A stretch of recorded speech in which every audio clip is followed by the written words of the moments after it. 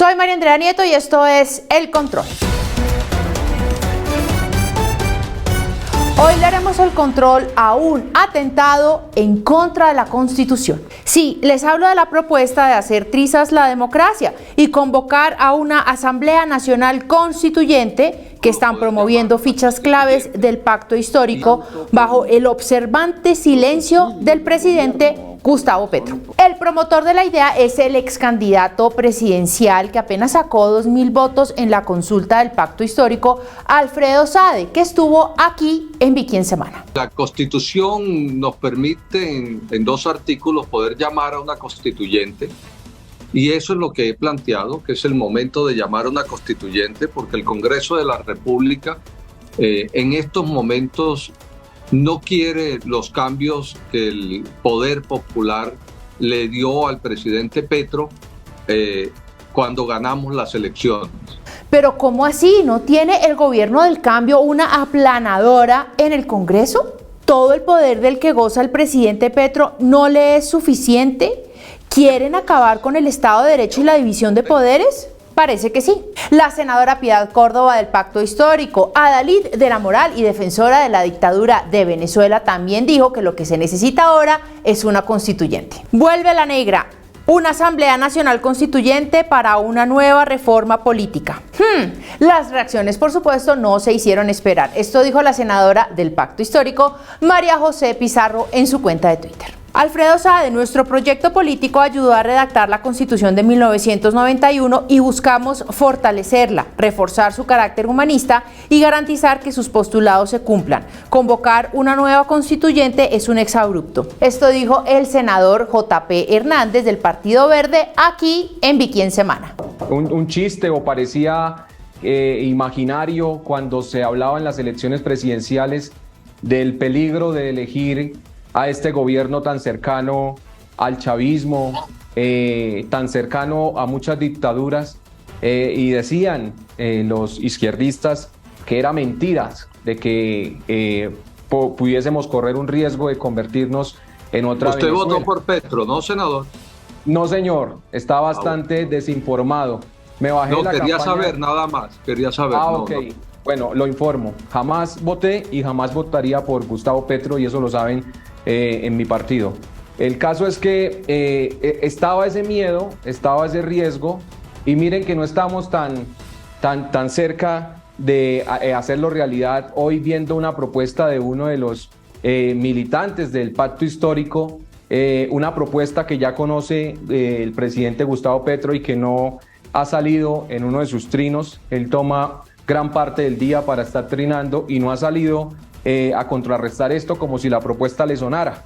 Le preguntamos a uno de los líderes de la oposición, al abogado Jaime Arizabaleta, qué opina sobre esta propuesta de una Asamblea Nacional Constituyente, y esto nos dijo. Esta propuesta coincide con la avalancha de visitas de Petro a Nicolás Maduro. ¿Será que entonces pretenden ahogar la democracia de Colombia como lo hicieron con Venezuela? Porque además esta propuesta viene de Piedad Córdoba, que es una alfil del chavismo, y no es espontáneo, porque si lo fuera, lo primero que haría Petro sería rechazarla públicamente, y por el contrario, guarda peligroso silencio. Estemos vigilantes. También le consultamos al ex candidato presidencial de Salvación Nacional, Enrique Gómez, y esto nos dijo.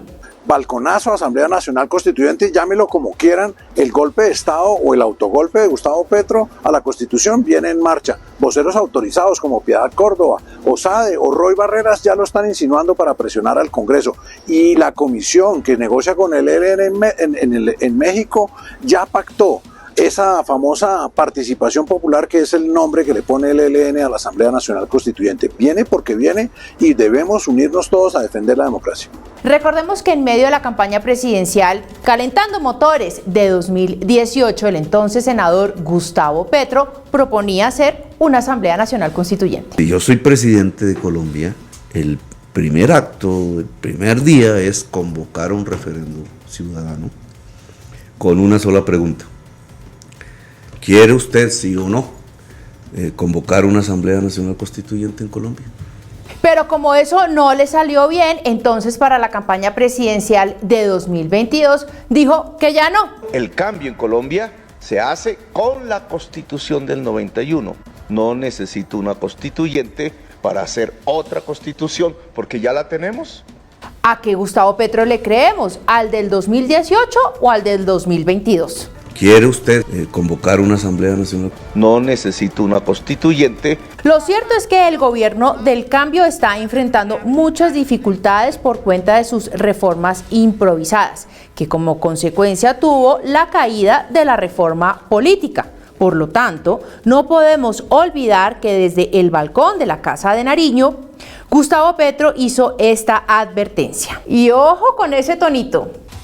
Pero lo que sí debo advertir es que si por alguna circunstancia las reformas se entrabaran en Colombia... ¿Qué, presidente? Si las reformas no pasan y se caen en el Congreso, ¿qué pasa? Es que es increíble que el propio Gustavo Petro, que decía que la Constitución de 1991 es de las más democráticas del mundo, ¿por qué pareciera ahora que no le sirve? Si es el presidente de la República, ¿qué más poder le hace falta?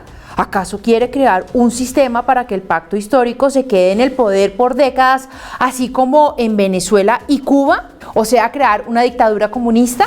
Y ya que hablamos de Cuba, ese sistema democrático que tanto admira nuestra vicepresidenta Francia Márquez, este fin de semana tuvo un remedio de elecciones democráticas en donde el Partido Comunista presentó a 470 candidatos para ocupar 470 posiciones en la Asamblea Castrista. Y adivinen qué, ganaron los 470 candidatos del Partido Comunista. ¿Pero qué? O lo que quiere el presidente Petro es parecerse cada vez más a Hugo Chávez.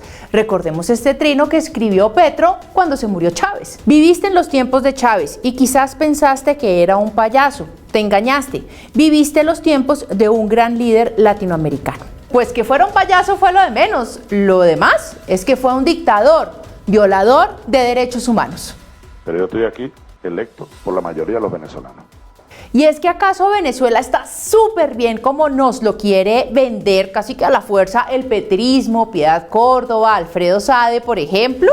Veamos lo que opina la congresista de origen cubano por el estado de la Florida de Estados Unidos, María Elvira Salazar. Maduro, al igual que Chávez, fueron fieles a Fidel Castro y a su plan de gobierno y a su plan económico. 7 millones de venezolanos han escapado, que es la mayor cifra de refugiados en el mundo. 7 millones de venezolanos se han ido de Venezuela. La inflación más alta del mundo la tiene Venezuela con 450% solamente este año. 90% de la población de Venezuela vive en la pobreza. 8 millones de venezolanos solamente comen una sola vez al día. El camino para terminar como Venezuela no ocurre de un momento para otro. Lo digo para esos incrédulos que dicen, no, Colombia está lejos de terminar como Venezuela. Allá en Venezuela empezaron a faltar las medicinas y los alimentos poquito a poco y se fueron desocupando las góndolas y hoy en día los únicos que comen bien y tienen salud y gozan de privilegios pues son los chavistas. ¿Es eso lo que queremos para Colombia?